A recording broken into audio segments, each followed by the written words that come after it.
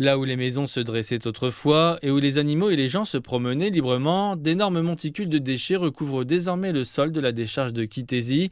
Cette décharge est cruciale pour la capitale ougandaise car tous les déchets de Kampala y sont déversés. Les habitants se plaignaient depuis des années de son mauvais état, mais peu de choses avaient été faites pour répondre à leurs demandes. Et samedi matin, la décharge s'est partiellement effondrée à la suite de pluies intenses tombées la nuit précédente. J'étais partie pour un enterrement. Ma maison est détruite. J'avais 8 enfants dans ma maison. Samedi, 6 corps ont été retrouvés et dimanche, 12 autres ont été récupérés. Nous resterons ici jusqu'à ce que les corps soient récupérés. Et si quelqu'un est encore en vie, nous ferons en sorte de le sauver.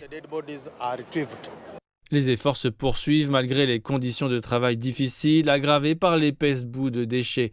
Les habitants de la région n'abandonnent pas et proposent leur aide pour récupérer tout ce qui peut l'être.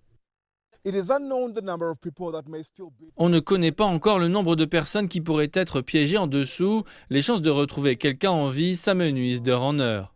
Le problème de la gestion des déchets à Kampala a été aggravé par cette tragédie. Plus de 1500 tonnes de déchets sont traitées chaque jour à la décharge de Kitezi.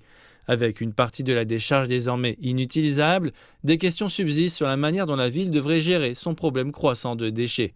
Des avertissements ont été lancés par le passé concernant les dangers potentiels de la décharge et d'autres le seront dans les jours à venir. La communauté a continué à se développer, avançant vers la décharge qui était devenue une grande montagne. Lorsqu'il pleuvait et que les ramasseurs d'ordures travaillaient sur le Grand Mont, cela créait des faiblesses qui ont provoqué le glissement de terrain. Le gouvernement offre une aide financière de 1 500 $ aux familles touchées. Le président ougandais Yoweri Museveni a également ordonné une enquête sur l'incident.